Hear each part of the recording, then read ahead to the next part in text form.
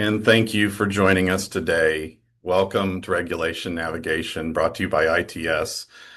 This is our webinar series centered around regulation-related topics, and we cover high-level compliance requirements and give an opportunity for you to learn something new, ask questions, or validate what you may already know. I'm Chris Taylor. I'm the ITS Vice President of Learning and Product. And today we're delighted to have Adam Day, the Director of Training and Qualification Services at the Northeast Gas Association. Adam will be sharing about the impact of New York's OQ rule in the Northeast region and beyond. We'll also be touching on some latest compliance-related news in just a moment.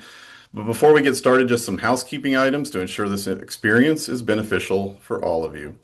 This session is recorded, and recordings are posted within days following this broadcast on our website at its-training.com.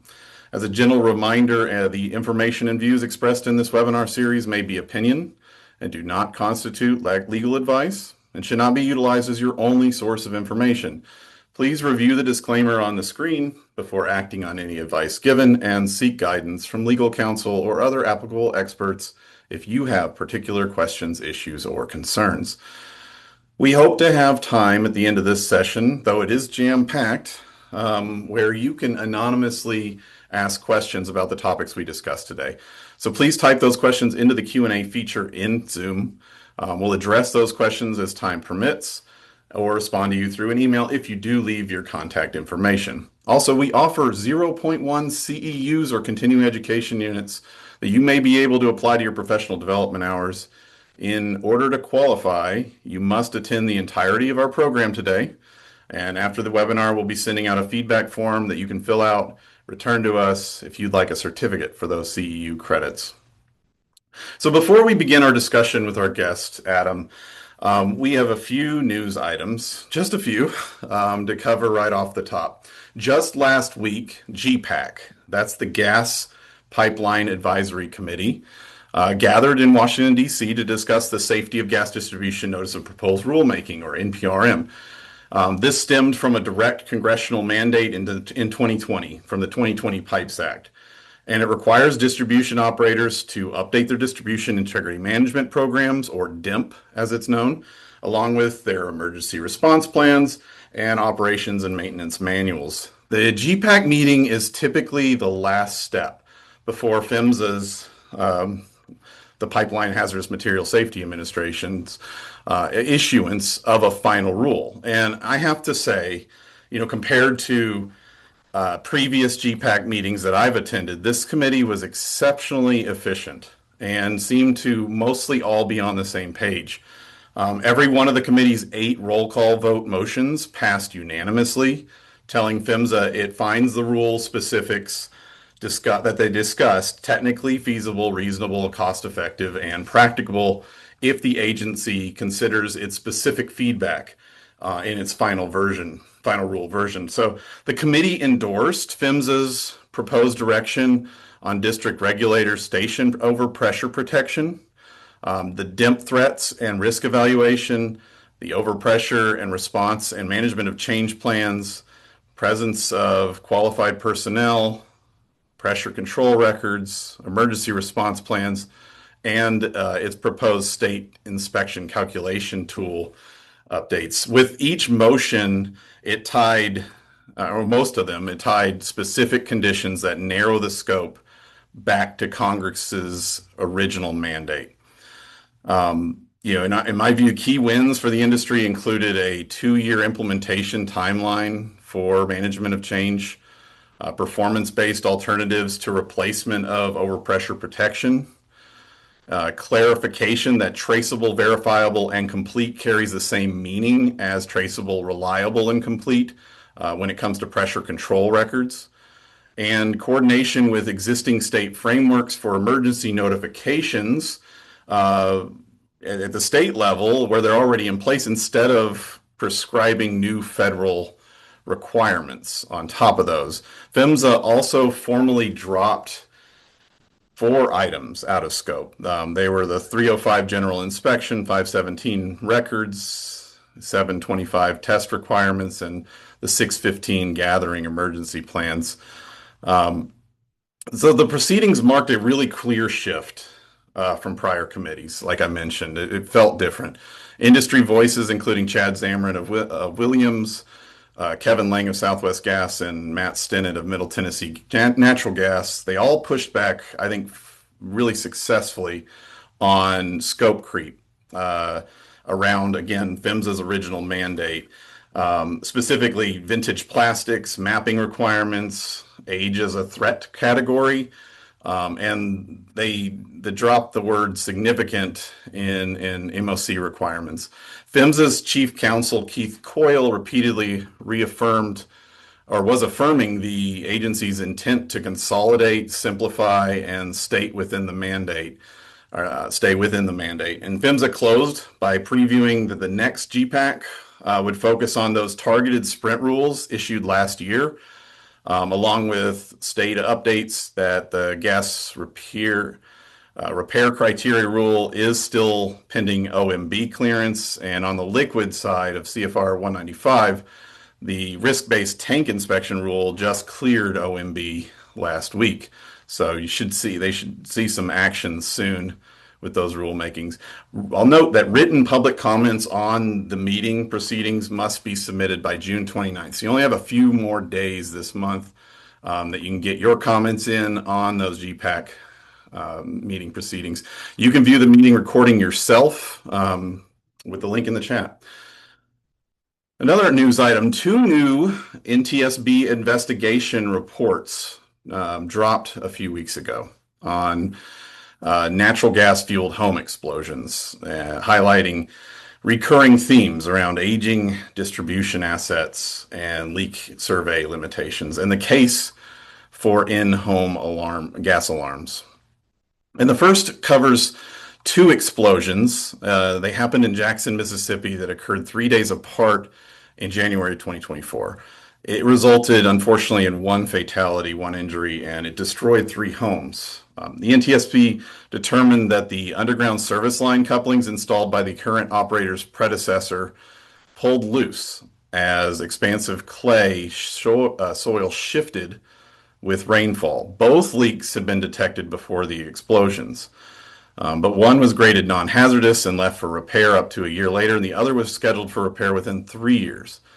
NTSB issued 8 recommendations to the operator, including replacing vulnerable couplings, increasing reinspection frequency for known leaks, immediately notifying residents when conditions near an unrepaired leak change, such as heavy rainfall, improving emergency responder training, strengthening risk assessment, closing service line record gaps, and making natural gas alarms available to their customers.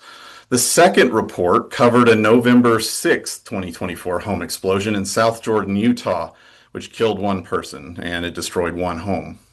The source was a 1976 vintage 4-inch Aldel A main that was about 150 feet from the home. The NTSB found inner wall crack growth extending up to 3.5 inches, with the through wall propagation occurring too quickly to be caught by the operator's 2-year leak survey cycle. None of the 5 residents smelled gas beforehand, and the home had no natural gas alarm. The operator has since updated its Aldel A risk assessment. It's completed advanced mobile leak detection surveys on 100% of its Aldel A piping with a cracking threat. The bottom line from these investigations, they underscore the limits of traditional leak survey cycles for aging assets and the importance of accurate and complete records. And the NTSB is continuing to push, and this isn't the first time, for consumer-facing gas alarms as a last line of defense. The Senate passed the Pipeline Safety Act of 2025 by unanimous consent in the beginning of May, advancing bipartisan pipeline safety PHMSA reauthorization legislation, and which is required every, I think, 4 years, maybe 4, I think. And it includes provisions for excavation damage prevention and industry reporting requirements. And the bill is now moving through the House. So News soon. On May 20th, the Fifth Circuit Court vacated a PHMSA final order against a transmission company stemming from a 2020 rupture, ruling that the agency's order was arbitrary and capricious, and that operators were not given fair notice of what was expected. The decision turned on 2 points worth every operator's attention here. First, that 49 CFR 192.619A3, which governs how MAOP, or maximum allowable operating pressure, is calculated, but it does not create a standalone record-keeping mandate. And second, that integrity management rules requiring operators to consider threats do not dictate a specific engineering outcome. This ruling leaned on the court's earlier 2017 ExxonMobil precedent that the court reinforced that PHMSA cannot use post-incident hindsight to retroactively convert sound engineering judgment into a regulatory violation.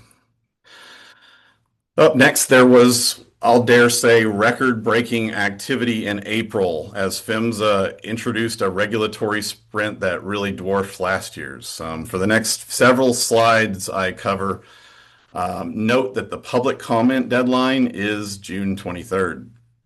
So PHMSA announced several NPRMs that were withdrawn after adverse comments in their direct final rule issuance last year, and those include the annual reporting deadline change, property damage definition for reporting incidents, and integration of innovative remote sensing technology for right-of-way patrols. PHMSA, so those are now NPRMs, and due for public comment. PHMSA has also announced updates for a number of direct final rules for more standards updates that are incorporated by reference. We have them listed on screen. We'll drop a link to a really great resource from a National Law Review article. It does a fantastic job summarizing. Let's check that out. In the latest regulatory sprint, PHMSA also issued new notices of proposed rulemaking. The first is removing unnecessary provision for material properties verification during MAOP reconfirmation. PHMSA proposes to clarify the requirements of 624 for reconfirming that the maximum allowable pressure of gas transmission lines. This acknowledges that an operator does not need to test the pipe materials cut out from the test manifold sites. These changes will impact, again, 192.624, due for public comment. Another new NPRM is remote monitoring of hazardous liquid pipeline rectifiers. This is where PHMSA is proposing to clarify that required electrical checks of rectifiers and other cathodic protection equipment may be performed remotely on hazardous liquid and carbon dioxide pipelines. This would be consistent with previous standards for gas transmission pipelines. The NPRM would impact 195.573. Another NPRM is the adjustment to operator identification notifications for construction. So PHMSA is proposing to revise 191.22C to update the monetary threshold triggering an operator notification to PHMSA when the operator performs certain construction activities on natural gas facilities from $10 to $20 million. And update its monetary threshold triggering operator notification when the operator performs maintenance tasks from $200,000 to $300,000. So PHMSA is also proposing to revise its property damage threshold inflation indexing formula as well in that NPRM. Moving along with this avalanche of notifications from PHMSA, we have another NPRM. This is eliminating limitations on welders and welding operators. So PHMSA is proposing to eliminate the current limitation on welding of compressor station pipe and the components to allow welders who have been qualified through non-destructive testing to perform those tasks. This would affect section 192.229A, and it currently states that no welder or welding operator whose qualification is based on non-destructive testing may weld compressor station pipe and components, but it would remove and redesignate It would remove that section. PHMSA is also proposing to revise requirements in 192.634A and 195.418A. For these are for making rupture mitigation valves and or alternative equivalent technologies operational from 14 days to up to 90 days. In news for liquid pipeline operators, PHMSA is proposing to allow operators of hazardous liquid and carbon dioxide pipelines to determine a valve inspection schedule with a maximum valve inspection interval of 1 year, not to exceed 15 months. And currently, that language requires mainline valve inspection twice each calendar year, not to exceed 7.5 months. And we're almost done, folks, and we're getting to our awesome conversation with our guests. So PHMSA is also issuing an NPRM proposing changes to some of its own procedures. And for the sake of time, you can check that out, the link in the chat if you want to learn more. Again, all of this regulatory action has public comment due by June 23rd. So let's bring on our guest for today's webinar. I'm joined by Adam Day. Adam is the Director of Training and Qualification Services at the Northeast Gas Association. Adam, welcome to our webinar. Thanks for your time today. Can you give our audience a high-level overview of NGA, of the Northeast Gas Association, and your role there? Yeah, thanks, Chris, and I appreciate the invite here and look forward to getting into some of this today. So, the Northeast Gas Association, we're a regional trade association here in the Northeast. We go from Maryland all the way to Maine. We cover local distribution companies, transmission companies, LNG importers. We have over 250 associate members, which consist of contractors, engineering firms, those and vendors as well. And our members serve over 13 million customers. So within the association, we have OQ program framework that our members can adopt, and not all of those members in the territory are participants. However, there is a significant portion that do, and so we have a governing body that's the Training Qualification Committee. We try to meet 3 to 4 times a year, and members that don't use the OQ framework are able to participate as well. So I just wanted to show on the left was our last committee meeting, our spring committee meeting, Clifton Park, New York, and on the right was our summertime OQ roundtable discussion last year. So very active committee, and appreciate all those that participate.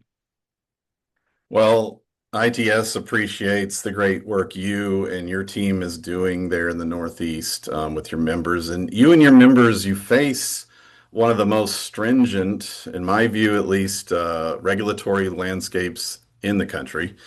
And we're going to get into those details of what all that entails in just a minute.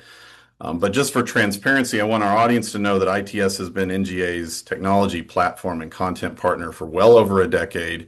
I think in the teens of years now, and I've had the pleasure of working with you, Adam, for several years. I have to say, even before the New York rule, NGA and its members' needs have always felt distinct to me compared to most of the country, and has really kept ITS at the forefront or the bleeding edge of enterprise level OQ technology, if you will, that to help comply with some of these requirements. Now, keeping in mind that we have folks in our audience from all over the country, why should people care about this rule in New York?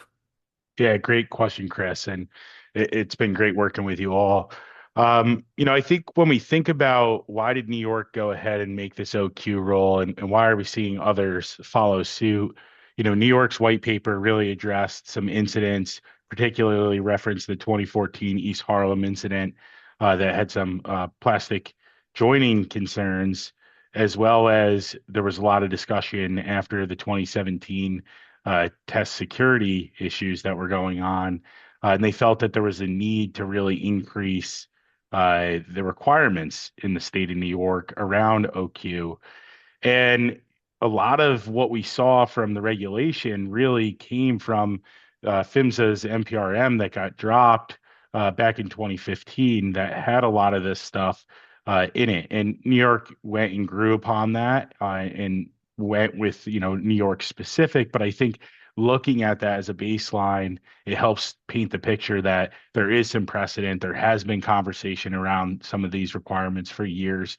They didn't go into effect necessarily, but it is good to pay attention to what's going on because we are seeing, that baseline, those justifications and reasons growing in popularity throughout the Northeast at minimum. So it's growing past New York. These states are taking that minimum federal requirement above and beyond, and into their own hands. And I believe the underlying theme of New York of that OQ rule was really about compelling increased operator ownership of pipeline safety, really when it gets down to it. At a high level, what are some examples of how this was addressed in New York? Yeah, so first off, revising the definition of covered task and qualified. We went to a two-part covered task, which we'll talk about here in a minute. One of the really big emphasis was training, and training was always more assumed in OQ, and really ensuring that it's addressed and specifically called out. So requirements around documentation, definition of leader-led training, and having a requirement of separation between training and testing. Expansion of performance evaluations, making sure that really we're adding that performance aspect to the OQ requirements, taking a look at abnormal operating conditions, having critical fail requirements, meaning if you miss a question, that you would fail that task. Emphasis on operational ownership, like you said, some challenges with third-party OQ programs. I think challenges is the word to use because it doesn't mean that it can't be used, but really trying to emphasize that the operator owns their program and driving that operational ownership with those programs, not just defaulting to, hey, we bought this, we're good to go, we're rocking and rolling, and really driving to make sure it aligns with your procedures and the way that your company does business. You've Uh, seen this? Oh, go yeah, go ahead. ahead. Sorry. Yeah, I was gonna Oh, with the definition for evaluators, defining what is an evaluator, what are your requirements. They really went ahead and defined program effectiveness, which really looked very similar to what was in that PHMSA NPRM, documenting span of control, ensuring that span of control isn't being abused and is used in a proper manner. And then management of change, really putting an emphasis to ensure that that management of change is not only getting to the companies that you work with, but getting to the individual person in the field that they understand. yeah. There's a lot in there. I know there's Yeah. a lot of requirements that are way more stringent than the rest of the country faces currently. And how have you seen this? Was this a big shift for those New York operators? How does it? And also maybe touch on a little bit. How does this relate to contractor training in OQ? Yeah, great question, Chris. And I think for our operators in the Northeast, there was a lot of concern at first as to how are we going to comply. There's a lot going on here. However, the historical program wasn't too far off. We already had 48-hour separation. We already had a three-part covered task. We already had new construction. We already had AOCs. We didn't have critical fail, but we had those. We were on the path for some of these things because we knew they were going. Management of change, things like that. I think the big challenge was how each operator was interpreting it, trying to drive consistency around the interpretation and ensuring that the contractors had a voice and a seat at the table, because unlike some other parts of the country, our operators share a lot of contractor resources. There's a lot of contractors that work for multiple utilities, sometimes three, sometimes four even. And so having that ability to still work for those operators and not segment their workforce was a big concern for those contractors. On the training side, ensuring that the training aligns with the operator's requirements and making sure that the contractors in particularly know the difference is between the operators. It made a lot of sense. We're still working on some opportunities there on training. I think documentation of training was a big challenge, but um, we're moving forward, and I think people are really settling into the new way of business here. Well, it's been 3 years with it being in effect now, I believe. And the Yeah. New York rule, also addressed, and you mentioned this a little bit, also addressed what's referred to as commonly the four-part rule. In other words, how an operator of the individual performing that task. And that's found in 192.801B. And New York is now a two-part rule. Um, and that means that the task is performed on a pipeline facility and affects the operation or integrity of the pipeline. It drops those other two requirements. How has this impacted your program and your operator members? And what changes has NGA made to, let's say, your task list or the structure of the requirements of a covered task?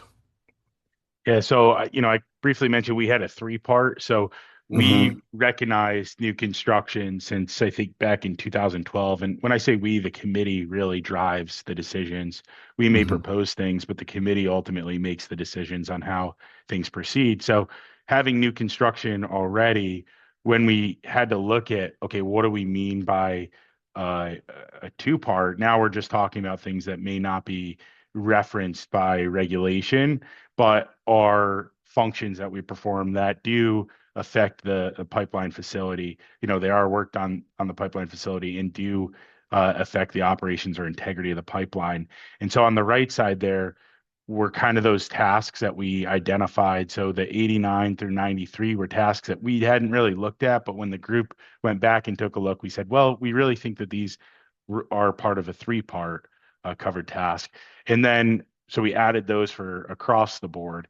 And then we added what we called the 200 series. And there were really three tasks. And there are some subtasks there with some differences, but at the task level, we really had three tasks that we felt pertained to this two-part requirement. So from an overall task addition, there wasn't a lot. However, that technology and equipment specific changes that really drove a lot that you don't see on this page here where we had to go a lot more specific. And I'll give the example with leak survey equipment, getting trained on an FI unit and then getting a laser unit. The argument was, well, are you really qualified? We really need to make sure that you're qualified on the tool that you've been trained on and that you've been using. And if your company switches tools, you really need to get retrained and have a separate qualification for that. So there were a lot of additions on performance evaluations, but going from a three-part or from a four-part, required to a two-part wasn't the biggest hurdle for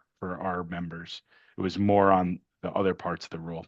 You are already halfway there. So, um, one requirement, that really initially raised my eyebrows a few years ago when it came out, and you mentioned this earlier as well, is the requirements around abnormal operating conditions or AOCs are questions about the reactions and responses, which must be included in evaluations and are, but now they're required to be graded as critical to passing the evaluation. Can you explain a little more how that actually works and what do you think drove that thinking on the part of the regulator? Yeah, no, when we had the conversations with New York State and our members, the thought process was, how can you have somebody out there and they come across a AOC and they can't identify it or respond to it? Now, they may not ultimately be the person that is responsible to solve the problem, but they should know enough to be able to identify it and react to it. And so the regulation, required us to, if you're asked an AOC question, either to identify or respond, that question became critical fail. And, Chris, I'm sure you remember very vividly, this functionality didn't exist and there weren't this type of scoring really hadn't existed in platforms anywhere that we were aware of. And so this was kind of a new direction. We had a lot of conversations about, do we tell the person it's a critical fail? Do we not? How do we score it? How do we demonstrate the score? So all of our exams require an 80% pass on the writtens and the hands-on are 100%. We really tried to emphasize moving those AOCs over to the performance evaluations where we could, because we felt that people could describe how they would respond or how they would identify it, much better than getting pigeonholed into, A, B, C, D. However, there are some tasks where we didn't have performance evaluations and we had to retain those on the writtens. And so trying to be as clear and concise with the questions was important. I think at first it was very overwhelming and concerning for people, and we do have challenges still with these exams, and we're working through strategies to improve. Um, but we really tried to emphasize the clarity of the question, if pictures were helpful, and try to drive success. And we have seen success and continued increases in pass rates as we've gone year over year. Long road ahead. I Yeah. know you mentioned you had some steep fall offs when that was implemented, Yeah. to pass rates. The rule also addressed span of control, and you mentioned the abuse of it. Span of control, for everyone's sake, is the ability for a qualified individual to direct and observe an unqualified individual, and it's set within a certain ratio of qualified to unqualified workers, and it's per task by an operator, set by an operator. What was the change in New York, and what's the impact? Yeah, great question. So with span of control, the big thing is that I think some folks can see it as a loophole to getting around qualifying individuals. And I don't think people necessarily intentionally use it that way. But it can be perceived that way if it goes on for years and years and years for an individual.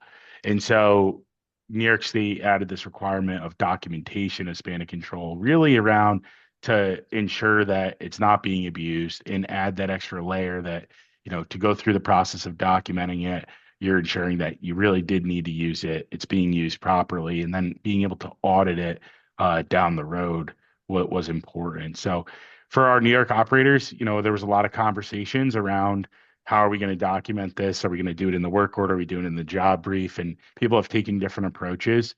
But for most operators, they've worked through this at this point. It doesn't seem to be that big of an ask now looking in the rears.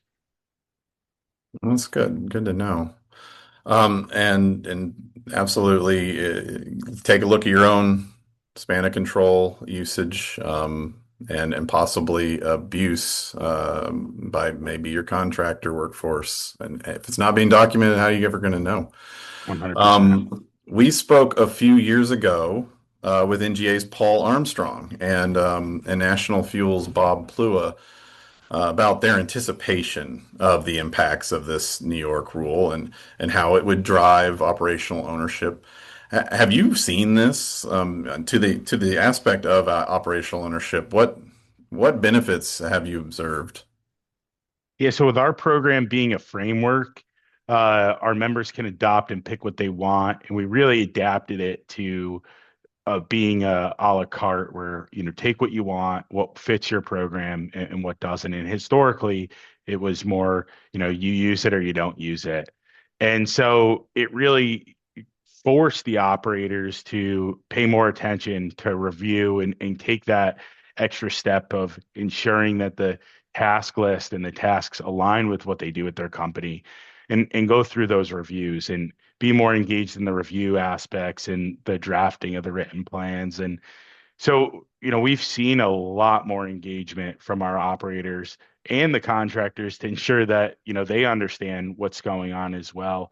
And even from the contractor oversight perspective, historically, contractors, just BOQ'd and we're good to go. And we see a lot more with the operators going to audit their contractors training, going in and auditing their pass fail rates and what's going on in the field.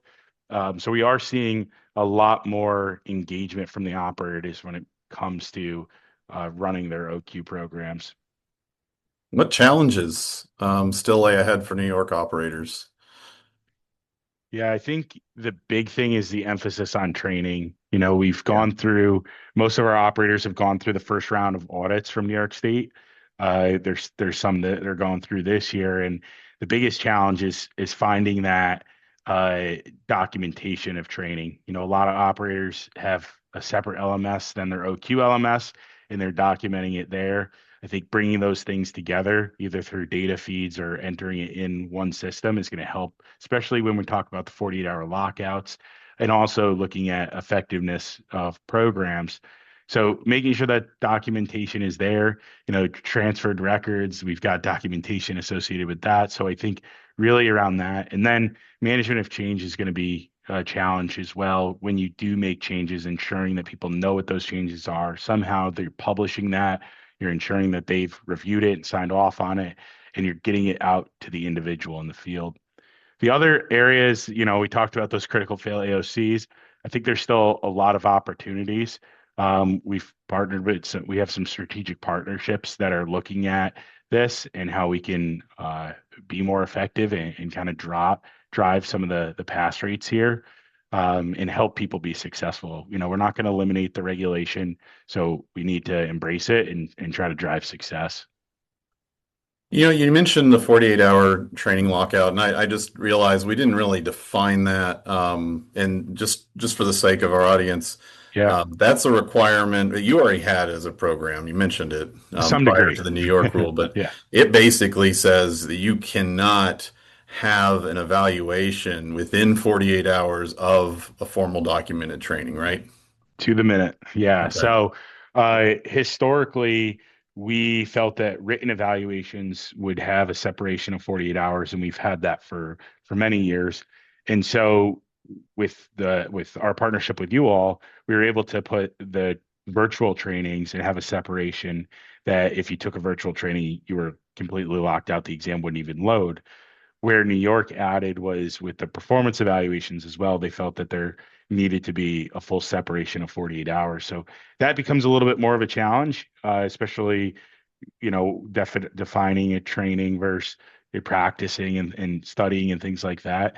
But we're still navigating that, initial training documentation, adding that. People always did initial training, but the documentation wasn't there. So yeah, 48-hour lockout has been, an interesting conversation, but for us, it was nothing new in the way that we did business.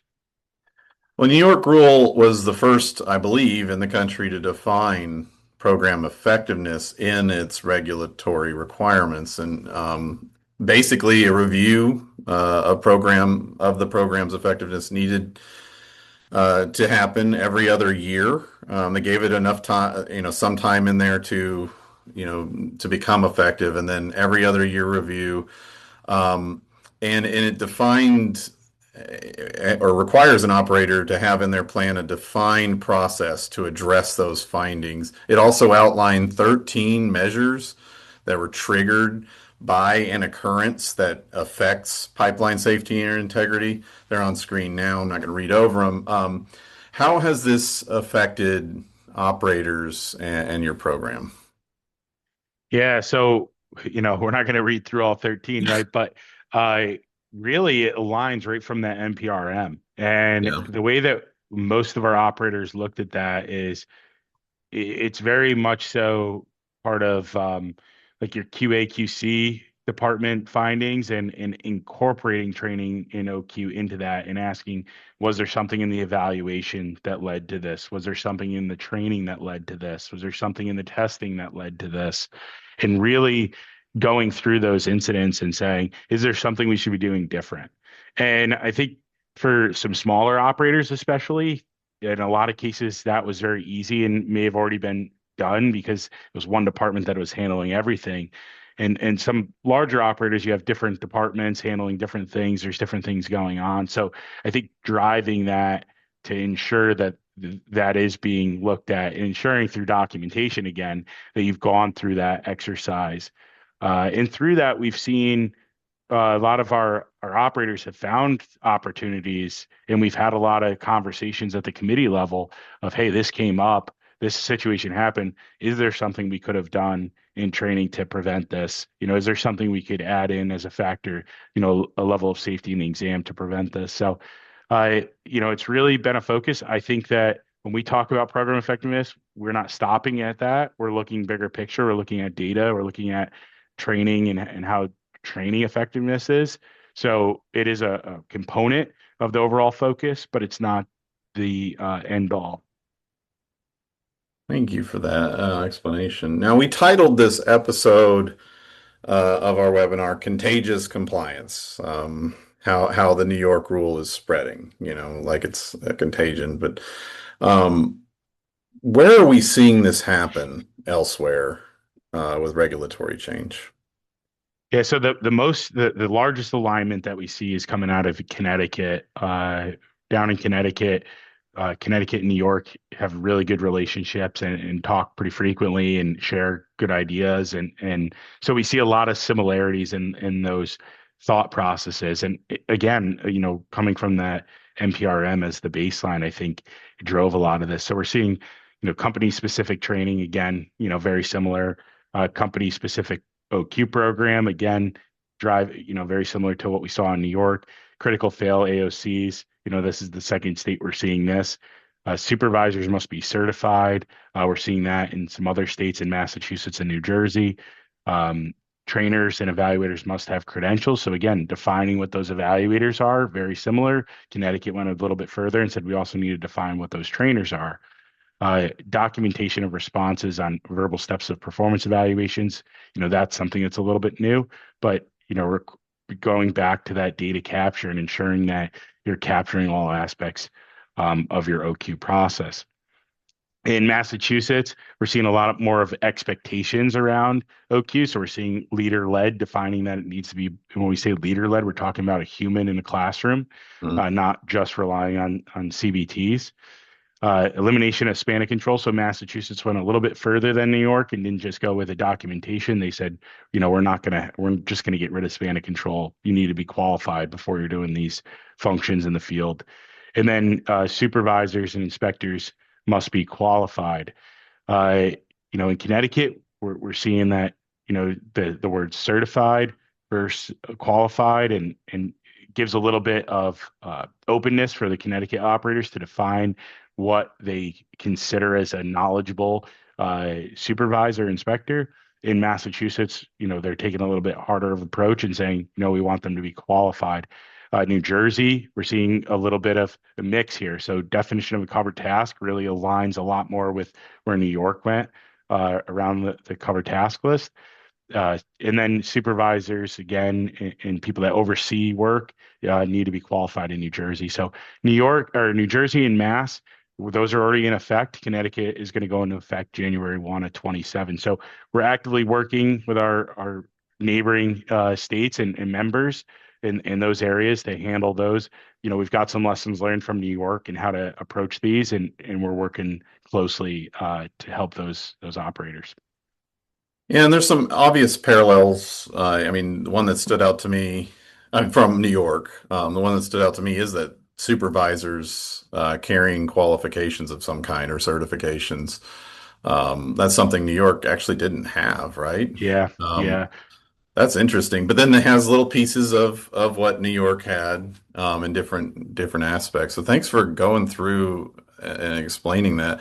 How, you touched on this that you're working with your members, but how are you as a program really balancing these differing state regulatory expectations? Can you go a little deeper into that? Yeah, so, I think one of the big things with this is trying to drive engagement with our membership and making sure that the operators all have a seat at the table in the decision making. When we talked about the additional covered tasks, we went out and said, okay, what functions do you all feel could be covered tasks? And we drafted a major list and then we narrowed it down and met sometimes in person, sometimes virtually, and had a lot of conversations around, is this a covered task? Is it not? And so really driving that engagement is how we ensure that um, the program is really owned by those operators and it's not just an off-the-shelf program. Our members really make those decisions for us, and we just facilitate and try to drive their thought processes. So it's really handled that way, and we want to try to drive people to be engaged and feel ownership over the NGA framework, and that it's not just an off-the-shelf program. Well, yeah, so I think I know the answer to this from what you just said, but the focus on all this operational ownership and the way that your organization has engaged your members. how is did you ever consider NGA an off-the-shelf program at some point, and do you consider it now? I think the answer is no now. You Yeah. basically said that. Yeah, no, I think historically there was an argument that it could have been considered an off-the-shelf program because it was a lot more prescriptive and it was like you either adopt it or you don't. You didn't really have the opportunity to customize. And we've really taken the approach that take what works for you. And we found that most operators are doing things the same way for 80%. And it's that last 20% that we do things differently. And so really focus on those 20%, review everything, make sure it aligns. And if it works, great, adopt it. If it doesn't, take a look there and say, what do we need to change? And really focus on those opportunities to change those. I think having uh, the big thing the regulators want to understand is that when they're having a conversation with the operator can answer it. They're not defaulting to another organization. They're not saying I got to call my OQ provider. They're able to answer with the confidence that they really made the decision in how they handled their program. And I think that's true for any off-the-shelf program today. I think you should be, if you're buying a program or you're participating in a program, you shouldn't just take it and use it. You need to review it, ensure it aligns with your procedures. And if it doesn't, look for how you can fix it. Because one of the worst things is to say, hey, we're going to train this way because you got to do this for the OQ test, but we're not going to do it that way in the field. And so we're really driving, getting away from that mentality. And over the last few years, I think we've really made that success. I think also we look at our program as for the members, by the members, and we like to use that term because again, it's through the committee that we have the success. And those that don't, we see this thing that we call OQ drift, and we try to bring them back into the fold. But sometimes that can be a challenge, and we can't resist people from going out and doing their own thing because that is part of operational ownership. OQ drift. What do you mean by that? Yeah, so what we see from time to time is, and I talked about this a little bit at AGA this year. Um, Mhm. we see that members that are really engaged, they bounce ideas off each other. They get great ideas. They see how their neighboring company has their training center and how they do testing and how they become more efficient. And so what we see is that operators that maybe excel start to drift off because they feel that the committee's holding them back or they can do this on their own. They don't need the consortium model. And what we see over time is people move on and you get new people, you start to slip, you're not paying attention to regulations going on or white papers coming out. And so people start to drift away from the program and drift behind on the regulations. And then they can wake up down the road and feel too far behind in the gap compared to the rest of the country or to their neighboring operators is so far that it becomes very unbearable to try to catch up. So, share with me some of the challenges that you've had in convincing your member operators to voluntarily raise the bar. So, OQ drift about being about participation, learning from Yeah. one another, and get that continuous improvement experience, and really relying on industry and being engaged. But it's also, I think it speaks to a little bit about raising the bar. That engagement raises the bar to some degree if you really act on it. What kind of challenges have you had in your program with your members um, in raising the bar and in overcoming, complacency with Yeah, OQ programs?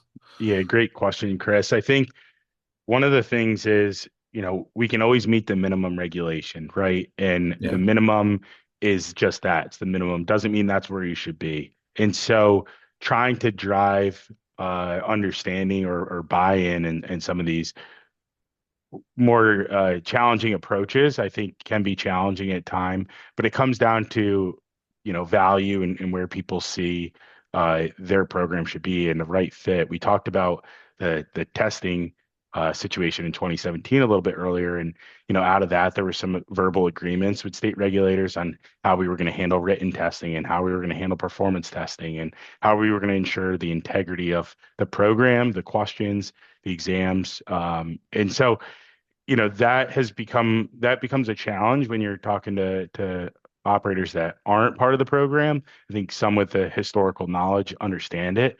It does create barriers from time to time for coordinating things, but it ensures that the program's being administered the same way across the board. So, it goes back to, I think, the value and the values of the operators and what they value for their organization.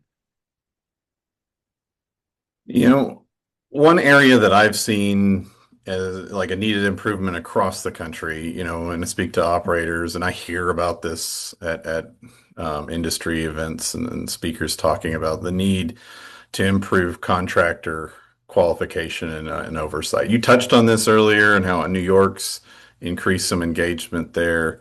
Can you talk to us a little bit more about how you're addressing contractor qualification and oversight? Yeah, so, again, like historically, there was, kind of this, hey, contractor, just show up fully qualified, we're good to go. Didn't really care about the training. Just once they're qualified, you're good to go out there. And so, really having the operators and pushing the operators to have conversations with their contractors to say, this is what our expectations are. We don't care what you have, but this is what we expect you to have to work at our company. Is really been a lot of the focus. Um, Providing oversight on the contractor's training, like looking at where are they doing the training, how long is that training, going and auditing and visiting their training, making sure that they have access to your procedures. I think that's been really important as we've moved forward. Having the single program, contractors, the biggest complaint that we have a contractor committee is, hey, the general knowledge of, um, natural gas is general knowledge. Like it's basically the same thing. Can we just take one exam that covers that and then really focus on the operators' procedural differences? And so, there's always been an emphasis on that. And that was really a lot of the intent of the program historically was for the contractors, making it a little bit easier. Focus on the general knowledge stuff with the NGA tasks, and then really focus on those procedural differences at the operator. So the trying to be as consistent as possible with the program.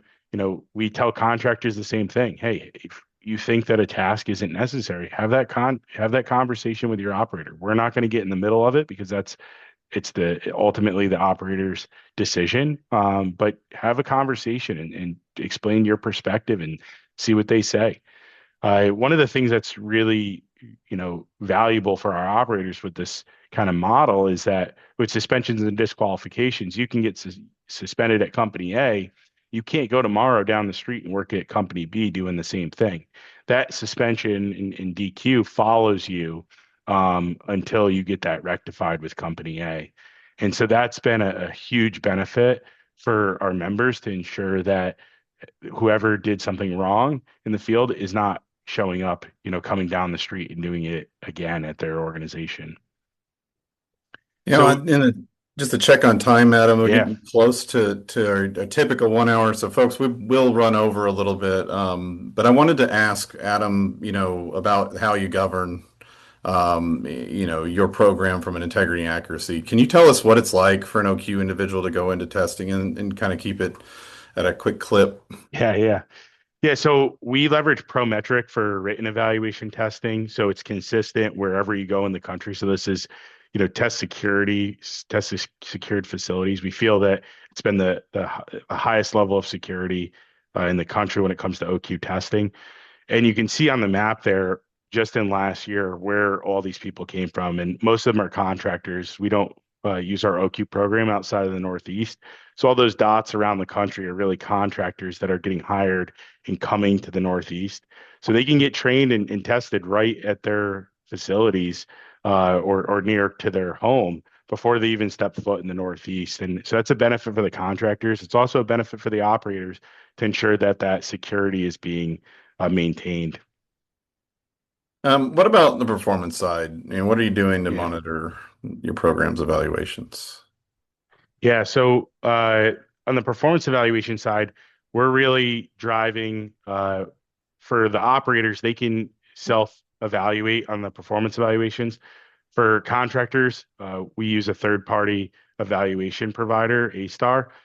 We sole source the program to ensure that it's consistent, again, just like we do with the written evaluations, and try to drive that experience. With the performance evaluator, the evaluators, we have a 5-year natural gas experience requirement. They have to take the WEs and Ps themselves as the authorization for the task. They have to have 3 shadow sessions. They have an individual evaluator training specific to how to be an evaluator, as well as they have to review a code of conduct every year. So pretty extenuating process for these evaluators as well. Well, thank you, Adam, for your time, and we're so Yeah. grateful you could join us today. Now it's your time to enter in questions you may have in the Q&A feature in Zoom. Again, we'll run over on time answering a few of those. Um, and so please enter those in. We're going to do our what we call our top 5 takeaways from today's conversation. And number one is to get to know the New York State OQ rule. It's been in effect for over 3 years now. It expands covered tasks and qualified definitions. It mandates leader-led training with 48-hour separation between training and evaluation. It uses a two-part OQ rule, which makes for more include covered tasks, including equipment and technology specific ones. It requires critical fail abnormal operating condition testing. It also requires program effectiveness, documented span of control, and has specifications for management of change. These are all elements that originated from PHMSA in 2015 from an NPRM. That link to that original NPRM is in chat. It's not active now. Number two is state-specific OQ is catching on. The Northeast is diverging from the PHMSA baseline, with Connecticut, Massachusetts, and New Jersey each layering on supervisor qualifications or certifications. Some have leader-led training, credentialed trainers, and evaluators, and they're all tied to program ownership requirements that are going beyond the 192 subpart N. So state regulators are also starting to scrutinize contractor training programs, and we've heard from operators across the country that that's beginning to occur. It's like they talk at NAPSR or something. I don't know. Number three, the change most likely to spread, we believe, is the supervisor and inspector competency, defining these competency requirements for the people overseeing construction and maintenance, the supervisor level. And so consider that in your program. And it's a requirement in these other states, and all 3 of the ones that grew from New York. Might see New York go back to add something. Number 4, span of control is being abused out there in the industry. Regulators have taken notice, and it's originally designed to support on-the-job training, and it's not a workaround for qualification or staffing gaps. Programs that lean heavily on span of control as a substitute for qualified personnel should expect scrutiny. And number 5 is don't let your program drift. So you should participate in industry association OQ collaborations and standards committees, review PHMSA safety advisory bulletins, regulatory regulation changes like we have news about on this program, and these NTSB accident reports and investigations. And what's further is don't only review it, do something about it in your program. Take those proactive steps to address recommendations and known pitfalls before they show up in your program and system. We'll follow up with this broadcast with an emailed summary of this list and some relevant links. Again, you can enter in your questions into the Q&A. We'll answer those in just a moment. Before we close out, we want to highlight 2 updates that are currently live in the ITS platform right now. We launched the homepage dashboard feature last month.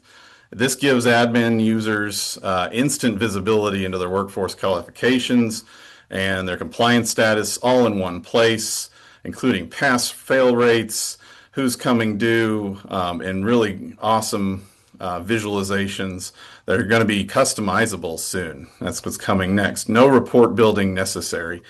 With that dashboard, you can also find Ask ITS. It's the first AI chatbot that's purpose built for the OQ industry. You can ask questions about your workforce records and get accurate answers in seconds. Ask ITS does require an opt-in to enable access. So if your organization hasn't completed that yet, please reach out to our service desk and we'll get you set up with that. Or if you're not a current client, we'll get you in touch with our sales team. And at the same time, or at this time, we'd like to talk through any of the questions you have. If you haven't done so yet, enter those into the Q&A feature.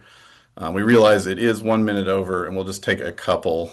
And I'm pulling that feature up now. Adam, for evaluator needs, was that 5 years experience or one of the others listed, or all of them? Can you kind of reiterate the evaluator experience requirements for NGA? Yeah, so all of those are required. That's a great question for the program. And that was not With a regulation. That was a committee decision to ensure that the evaluators were knowledgeable that were coming. Awesome. Let's see. What has been, we actually answered that earlier. So this, I'm looking through a question that came in before the webinar started. With the changes happening in New York, what impacts do you see having on other states and pipeline operators moving forward? I guess I'd like to ask, with your crystal ball, do you see this expanding in further states in the Northeast or outside of the region? Yeah, I think that initial training is going to become more and more of a focus for sure. Like you said, we have a lot of turnover in workforce, so emphasis on training and knowledge for supervisors, I think, is going to continue to grow in requirements. So I wouldn't be surprised to see other states across the country start looking at this kind of stuff and saying maybe we should consider doing something in our state as well. Someone's asking if this presentation will be available for review. Yes, we will have a recording. The full recording will be posted to our website in the coming days. We'll also be sending an email out with those takeaways and many of the links we shared in the chat to you, the attendee, again shortly following the broadcast. So look out for that. You can always find all these regulation navigation webinars at our website, its-training.com/regulation navigation. Adam, do you see the Connecticut requirements for trainer and evaluator certification and the documentation of responses to verbal steps in performance evaluations being adopted in New York? Someone's specifically asking that. I so I think there's a difference between expectations and regulations, right? I think through conversation, sometimes the regulators have additional expectations.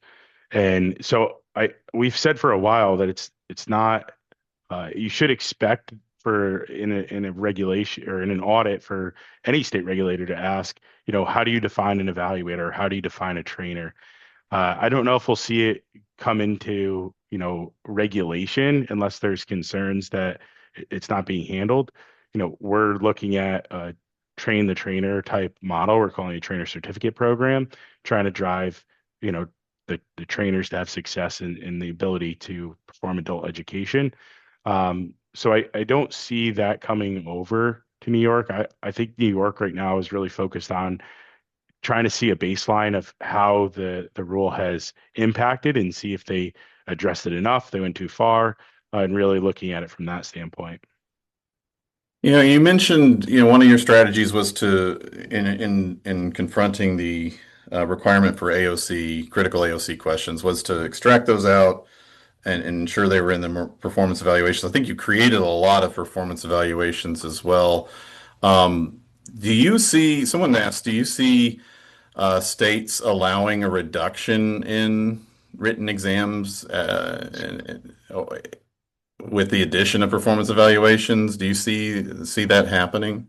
Yeah, I mean, we have an operator that only uses performance evaluations and has moved all the knowledge aspects over to the performance evaluations. I think when we look at it from our perspective, having a balanced approach is the best way to handle it. Covering the general knowledge stuff on the writtens. In most cases, you can test, written exams, 18, 20 people at a time in a testing center. where with performance evaluations, it's one-on-one. You're open to, evaluation discretion on answers. And so I think having a balanced approach is the best way to handle it moving forward. So that's kind of the strategy we're having. If it's a performance-based item, let it be on a performance evaluation. If it's a knowledge-based item, as best as we can cover that in a written. But if we don't need to have a written, we're not gonna have a written. You may not know the answer to this. I certainly don't, but what type of costs are associated with operators giving homeowners an alarm, in-home gas alarm, to Yeah, indicate leaks? Are you I, familiar with any of that? yeah, no, I know there's a lot of discussion around, could you get the alarms through rate cases? I know that there are some that have gone that route to do that. I think when we talk about it from a strategy standpoint, regardless of, whether it can be rate recoverable or not, we need to look at this from a risk standpoint and mitigating risk and trying to you know, minimize some of these incidents we went over today, right? And so the earlier we can alarm and get people out, or make people aware of the situation, or even the gas company, if you have it connected through AMI or you have it through a system getting dispatched automatically, we've seen great success with one of our operators, Con Edison in New York City, and their automated response. So, uh, definitely something to think about with your rate cases, and having that conversation with your state regulator, or even maybe your regional trade association on what they've done or what they've seen from other operators. Yeah. Considering price, it's going to save a life, guaranteed. Uh, 100%. I mean, maybe at least get some messaging out to your residents that that technology is available, if your company isn't going the route of providing them. One other, I think we'll do the last question here.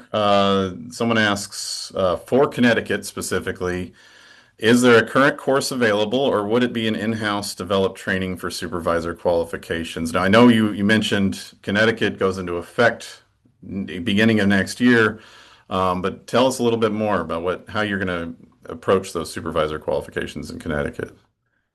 Yeah, so in Massachusetts, in New Jersey, they don't have critical fail AOCs, and so we really tried to focus on a fit for purpose approach for those folks and came up with a whole series that we called the Inspector Supervisor series. It really focused more on the written side of things. However, we had to cover AOCs. And so we had topical area AOCs like construction AOCs or corrosion AOCs. Some of those exams are 20 or 30 AOC questions. And so in areas where you have critical fail AOCs, I would not advise having an exam with 20 or 30 questions that you have to get 100% on. We have, some that are 12 and 14, and that becomes a struggle. So I think with supervisors, particularly in Connecticut, you have flexibility, so if you can demonstrate that they have knowledge or they've provided industry training and experience, I think that may be enough. I think you have to have that conversation with Pura. And if you're a contractor, having that conversation on an expectation with the LDC as soon as possible, I think is important, and making sure that you're in lockstep. I think we're probably going to see in Connecticut a blended approach. Maybe with corrosion, you take some of your AMP certifications in lieu of OQ. But I think in some of the construction, you're probably going to wind up taking those exams. And for supervisors that don't do the hands-on all the time, if you have to take hands-on, it's going to be a challenge. Adam, I can't thank you enough for taking the time. You, our audience, thank you for joining us today. Join us next time. We're tentatively scheduled for September 2nd for our next live webinar. Sign up now with the link in chat. Adam, thank you, and stay safe out there. Thanks, Chris. Appreciate it.